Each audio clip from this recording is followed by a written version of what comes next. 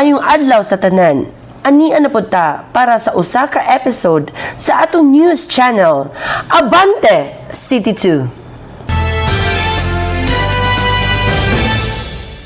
Ang opisina nagbuhat ug nagpasiugda og mga lihukan aron sa pagselebrar sa National Correctional Consciousness Week o NACOCO 2024.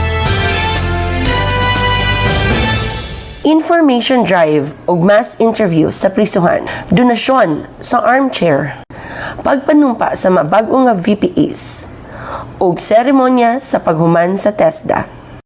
Ang opisina nag-organisar og information drive sa mga prisuhan ubos sa atong jurisdiksyon. Mauni ang Cebu City Jail Male Dormitory, Female Dormitory ug Annex Dormitory. Ang atong mga probation officers nagsiguro nga ang tanang pangutana ug kabalaka bahin sa mga proseso sa probation natubag pinaagi sa aktibong pakiguban sa matag person deprived of liberty o gitawag na PDL. Dulan sa usa ka gatos ang na-interview. Paminawon nato ang report ni Nikki Inihosa. Maayong adlaw ka natin tanan, aniya kita karon sa Cebu City Jail Annex Dormitory para celebrate ang NACOCO or ang National Correctional Consciousness Week. Aniya karon ang mga PDLs diri sa Annex Dormitory para ato ang interviewon about sa ilahang application sa probation. Unsa man gyud ang NACOCO? Aniya karon si JO1 Agnes para i-explain og ngano kini naton di-celebrate. May adlaw mga Agnes, pwede ikaw mapaghinabi di sa karyot lang? May adlaw ma'am, okay naman. Kung saan man gyud ang NACOCO ma'am, o nga naman kini nato nga di-celebrate. So ang NACOCO ma'am is in celebration sa atong National Correction Consciousness Week. So in this celebration, atong i-raise ang levels ng awareness sa both public and private sectors.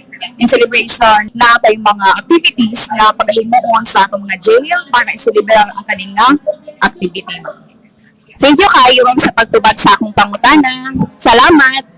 Ako si Nikki Anihosa para sa Abante City 2. Salamat, Nikki. Donasyon sa armchair. Atong paminawon ang report ni Ninya Ribayla. Maayong adlaw.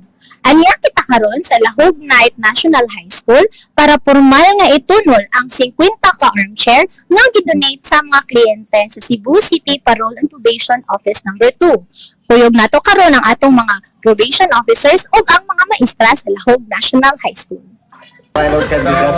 Okay ni ang sample sa mga bangko nga atong tunol dinhi sa Lahog Night High School.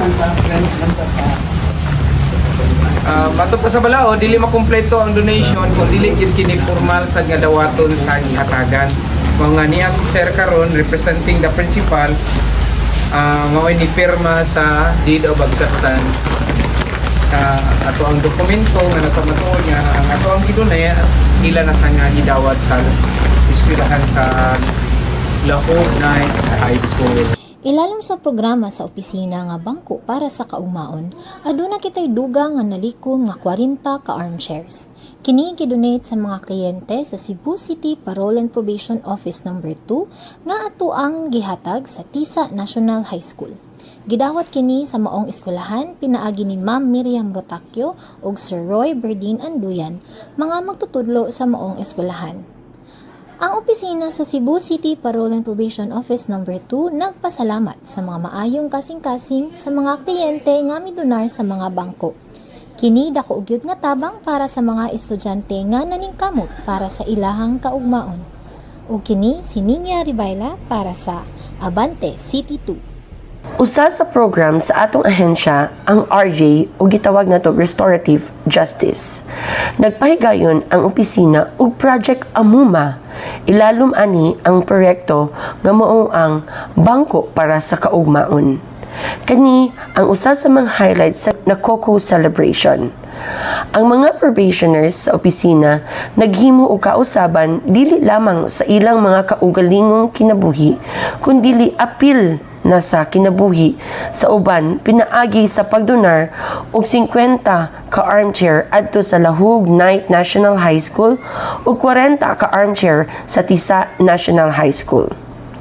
Kini nagpamatuod nga ang tinuod nga pagbag-o dili lamang sa kaugalingong kaayuhan, dili usab alang sa paghatag balik sa komunidad ug pagdasig sa uban.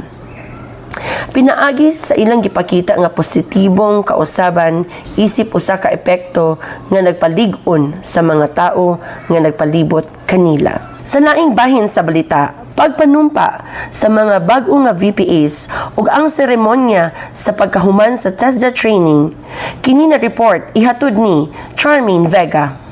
Niadtong Oktubre 28, 2024, gipahigayon sa Cebu City Parole and Probation Office No. 2 ang simultaneous nga oath-taking sa mga bag-o nga mga volunteer probation assistants sa opisina ug ang graduation sa ato ang 25 ka mga scholars para sa TESDA. Kini nahitabo dito sa ABC Social Hall, Cebu City. Dako ang pasalamat sa opisina nga gitagaan kami og higayon nga makagamit og libre sa venue sa ABC Social Hall nga gipanguluhan ni Honorable Franklin Ong. Aning adlaw nanumpa sa atubangan ni Regional Director Rosana V. Solete ang 11 ka mga bag-o nga mga volunteer probation assistants gikan sa Barangay Luz, Cebu City. Very proud of the Cebu City Parole and Probation Office No. 2, one of the most hard-working officers of PPO in Region 7. Pinulog Gigna.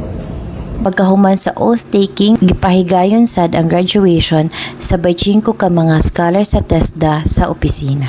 Anausab sa susamang kalihukan ang Provincial Director sa TESDA nga si Dr. Floro T. Rinca nga maoy nagpangulo sa conferment sa graduation sa 25 ka mga TESDA scholars para sa electrical installation and maintenance sa opisina. Dako ang pasalamat sa opisina sa tanan nga mga tao o mga ahensya nga nagpaluyo aron mahimong magmalampuson ang kini nga proyekto sa opisina. Kaning ato ang gipahigayon nga graduation sa 25 ka mga TESDA scholars sa opisina, nagpamatuod lang nga bisan pa man og nasugamak sila kausa sa ilahang mga kinabuhi, andam sila nga tuliron ang ilahang nga mga desisyon sa kinabuhi aron mahimong magmalampuson. Ako si Charmaine Vega para sa Abante City 2.